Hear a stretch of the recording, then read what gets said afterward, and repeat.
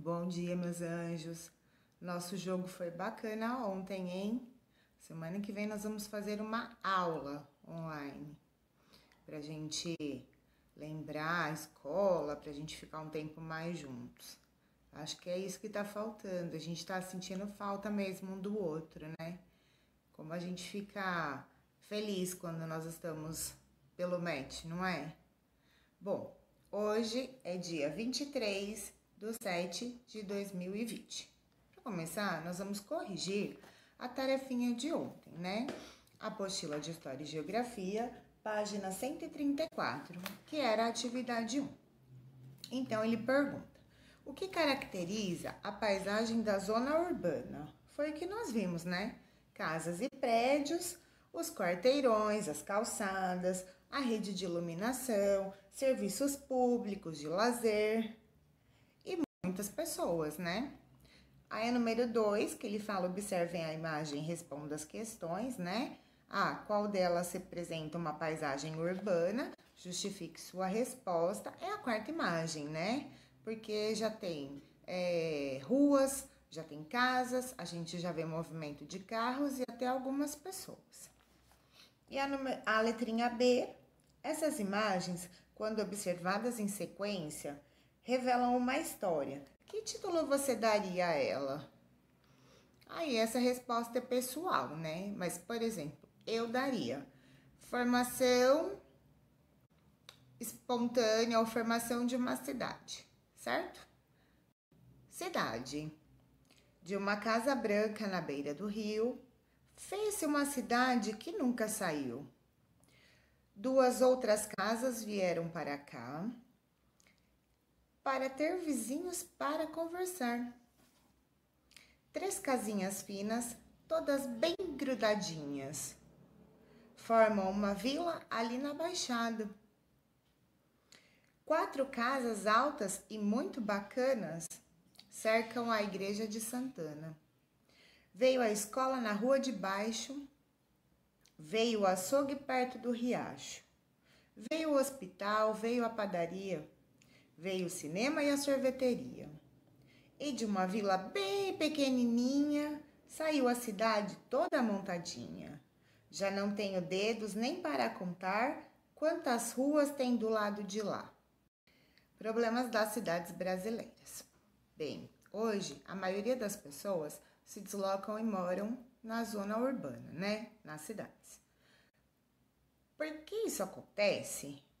Elas vão em busca de melhores qualidades de vida e o fato das grandes cidades oferecerem serviços públicos importantes para a saúde e o bem-estar da população. Quem mora na zona rural, normalmente, nos sítios, não tem acesso a um hospital muito rápido, tem que ir até a cidade, né? Então, é por isso que as pessoas acabaram procurando espaço na cidade para moradia, para facilitar as coisas. Porém, o grande crescimento das cidades gerou muitos problemas. O grande número de veículos aumenta a população atmosférica que é causada pelos gases emitidos pelo escapamento dos carros. Olha aí, vocês vão ver uma avenida e trilotada, né? Não tá nem lotada, tá trilotada de automóveis, né? Olha lá, o ônibus é importante meio de transporte público, mas muitas vezes não há ônibus suficiente para a população, o que causa a superlotação.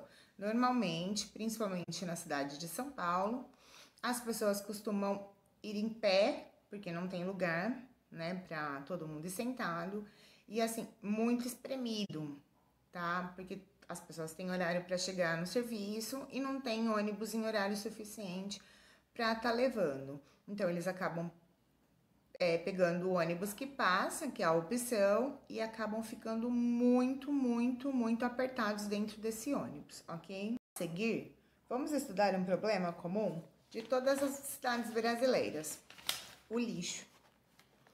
O lixo. Todos os objetos que tiveram alguma utilidade já não servem mais, se transformam em resíduos chamados lixo. Porém, ser resto de alimento, papéis, latas, garrafas, papel higiênico, embalagens, pilhas e etc. Móveis e aparelhos elétricos e eletrônicos velhos ou quebrados também se transformam em lixo. Além das moradias, as indústrias, os restaurantes e os locais de lazer, os hospitais e os consultórios médicos e odontológicos, o comércio e a construção civil também produzem lixo. Primeira imagem, vocês vão ver aí, ó, lixo despejado no mercado municipal em Teresina, no Piauí, em 2010. É muito lixo, né, gente? Olha a segunda imagem. Lixo em rua da cidade de Curitiba, Paraná, 2013. Dá uma olhada na rua, a quantidade de lixo que tem por ali. Mas para onde vai todo esse resíduo que produzimos em nossas casas? No dia a dia, esses objetos são colocados na lixeira. E assim, como em passe de mágica, eles desaparecem de nossas portas. Quem leva os lixos é o pessoal da coleta de lixos, lixeiros, né? Eles levam no caminhão. Mas para onde vai, hein? Mas os resíduos produzidos nas cidades não desaparecem. Simplesmente, eles vão para os lixões ou para os aterros sanitários. Lixão. Lixão é o nome que se dá à área onde os resíduos são depositados diretamente sobre o solo. Os restos de alimentos, ao apodrecerem, produzem um líquido mal cheiroso e muito poluente. O chorume, que levado pelas águas das chuvas, podem contaminar rios e córregos. Pode também penetrar no solo e nas águas subterrâneas. Além disso, os resíduos provocam a proliferação de ratos, baratas e moscas, e com tudo isso, gera doenças como a dengue e o tétano. Apesar desses problemas, a maioria das cidades no Brasil utiliza lixões como depósito de resíduos. Olha aí, esse daí que tá aparecendo é um lixão em Iguape, São Paulo. Pessoal, tem muita gente que trabalha nesses lixão. Como assim, tia? Como que trabalha num lugar desse? As pessoas, elas vão lá coletar lata, coletar garrafa PET e às vezes até comida para comer nesse lugar. É muito triste. Bom, agora antes de ler o aterro sanitário, vou passar um videozinho para vocês compreenderem melhor sobre o lixão e o aterro sanitário. Aí a gente já volta, tá bom? Quando falamos em aterro sanitário, muitas pessoas associam de forma incorreta ao lixão.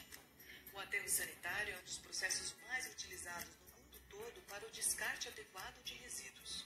Em um lixão, simplesmente os caminhões despejam o material coletado diretamente no solo, sem nenhuma proteção. E esse lixo fica descoberto, atraindo animais vetores de doença e causando mau cheiro. No entanto, um problema mais grave ainda é o fato de o solo não ter nenhuma proteção. Todo esse lixo em decomposição gera um líquido chamado chorume. Ele polui o solo e as águas, causando graves problemas ambientais, além de danos à saúde que podem durar por anos. Já o aterro sanitário é instalado de forma que não prejudique a população nem o meio ambiente. Em municípios mais conscientes como Piracicaba, o aterro sanitário também conta com o TMB, Tratamento Mecânico Biológico, onde o resíduo é descarregado, passa por uma triagem mecânica e depois por várias etapas de triagem. Isso é necessário para separar aqueles materiais que não deveriam ir para o aterro sanitário. E um dos principais motivos disso é que as pessoas não utilizam a coleta seletiva da cidade. Após as triagens, sobram apenas materiais úmidos que vão para o biodigestor. No biodigestor, todo o ar é eliminado para que as bactérias anaeróbias acelerem o processo de decomposição e diminuam o volume desse resíduo. O biodigestor é a etapa mais inovadora do processo, proporcionando a significativa redução do volume do resíduo, acelerando sua decomposição e gerando biogás, que pode ser captado para a geração de energia. Esse material é retirado do biodigestor e encaminhado para as leiras, onde ficará por um tempo até estar em condições ideais para ser reaproveitado, ou, quando não é possível, ser destinado como rejeito no aterro sanitário. Quando recebe esse tratamento, que segue encaminhado para o aterro, trata-se apenas do rejeito, que ocupará menos espaço e gerará menos chorume. Dentro do aterro, esse resíduo é disposto de forma correta já que o aterro conta com camadas de proteção e dutos para destinar o chorume a um local adequado. Os gases gerados na decomposição do material são retirados por tubulações para evitar explosões e são queimados antes de atingirem a atmosfera para evitar a poluição do ar. Todo o processo de recebimento, triagem, tratamento mecânico, biológico e encaminhamento do rejeito para o aterro sanitário chamamos de Central de Tratamento de Resíduos, CTR. E a cidade de Piracicaba, em parceria com a empresa Piracicaba Ambiental, está implantando o CTR Palmeiras, também chamado de Ecoparque, com as melhores tecnologias ambientais existentes. Isso reduzirá os impactos ambientais, além de atender às leis nacional e estadual de resíduos sólidos, que prevê que toda cidade deve extinguir os lixões, além de dar um destino correto para os seus resíduos. O município está fazendo sua parte. Faça também a sua, ajudando na separação dos resíduos na sua casa, no trabalho e na escola. E vamos transformar a realidade dos resíduos em Piracicaba. O aterro sanitário. O aterro sanitário também é uma área usada para depositar resíduos. Nesse caso, porém, o terreno é preparado com produtos que isolam o lixo do solo e das águas subterrâneas, evitando a contaminação. O tratamento correto do chorume e o fato dos resíduos serem cobertos por camadas de terra evitam o mau cheiro, os bichos e as doenças. O problema é que os aterros logo ficam saturados por causa da quantidade de lixo produzidas nas cidades. Daí surgem mais dois problemas. O que fazer com o antigo aterro e onde encontrar novas áreas para depositar mais resíduos? Agora nós vamos para a página 139, atividade 2. Pinte as palavras que nomeiam locais onde são produzidos resíduos. Moradias, indústrias, locais de lazer, hospitais, comércio, praia, construção civil, escolas, salão de festas de aniversário e minha casa. Bem, eu até vou explicar. Como eu expliquei para vocês agora, todos os locais produzem resíduos, né? 2. Recorte as imagens do anexo 4 e encaixe-as corretamente sobre o texto ao qual cada uma corresponde. O lixão e o aterro sanitário. Vocês vão ver que tem um quadrado logo abaixo do texto do lixão e um outro quadrado logo após o texto do aterro sanitário. Então, vocês vão recortar o anexo 4 e vão ver qual figura pertence ao local e vão colar, certo? E 3. Nas cidades, cada pessoa produz cerca de 1 quilo de resíduos por dia. Calcule a quantidade de resíduos que você já produziu até hoje. Bem, não se esqueça, vocês vão fazer a idade de vocês vezes 365 dias do ano. Cada dia do ano você produz 1 quilo. Então, vocês façam a idade de vocês vezes os 365 dias para vocês descobrirem quantos quilos de resíduos vocês já produziram até hoje. Em casa. 1. Conforme o que você estudou, tudo que nossos sentidos percebem quando observamos um lugar é chamado de paisagem. Muitos artistas revelam as paisagens por meio de quadros ou fotografias. Veja como Francisco Rebolo, um pintor brasileiro, representou a paisagem da cidade de Olinda de 1974. Gente, eu nem era nascida, viu? Olinda de Francisco Rebolo. Olha aí, gente, que linda essa paisagem. Percebam bem ela, tá? Olhem, ela tem um mar aí no meio. Me parece que é um mar, tá? Então, vocês olhem bem para a paisagem. Agora, anote os principais elementos da paisagem retratadas nesse quadro. Para isso, leve em consideração o lugar onde se situa a cidade, as cores que predominam na paisagem. Quais são? Vocês vão fazer essa atividade no caderno, tá? Número 2. Observe a paisagem vista de alguma janela de sua casa. Depois, em uma folha avulsa, represente por meio de um desenho. Desenho vocês vão fazer na folha de papel sulfite, tá? Nossa, o desenho da Júlia vai ficar show, né, gente? Porque a Júlia deve ver muita coisa ali, linda, a paisagem que ela tem ali no sítio. Crie um desenho bem caprichado. Será exposto na sala de aula. Eu vou começar a pedir fotos dos desenhos de vocês e vou colocar na próxima aula, que a gente expõe aqui na nossa aula, certo? 4. A 3 vocês não vão fazer. Complete a cruzadinha e mostre que você compreendeu os últimos textos trabalhados na aula. A. Área usada para depositar resíduos.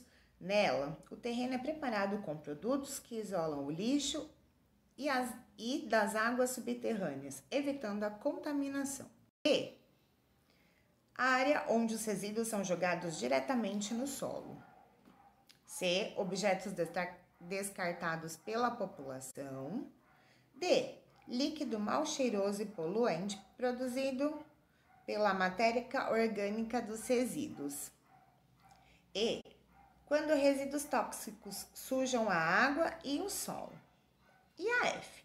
Dengue e tétano são que podem ser originadas no lixão. Então, vocês vão responder, cada qual na sua letrinha e na cruzadinha, e amanhã nós corrigimos a tarefa, ok? Vale a pena ler. A quem pertence a cidade? Este livro trata de direitos e deveres dos cidadãos. Você vai conhecer as histórias e alegrias de diversas pessoas que moram em uma cidade. O verde brilha no poço. Conheça a história de uma sementinha que germina no fundo de um poço em meio a um prédio de apartamentos e dá origem a uma árvore, uma comovente história sobre a relação dos seres humanos com a natureza. O talismã do Tibete. Você já quis comprar um produto porque todo mundo tinha um? Quem já não, né, gente? Veja as confusões que aconteceram quando todos começaram a querer o talismã do Tibete. Com uma história divertida, o livro mostra a importância de conhecermos nossos direitos e alerta para um problema muito grave e comum, a publicidade enganosa. No fim do livro, o leitor encontra o pequeno dicionário do consumidor. Bem, então é isso. Amanhã nós nos vemos novamente. Um grande beijo para vocês, uma boa aula e até amanhã. Saudade, minha galerinha!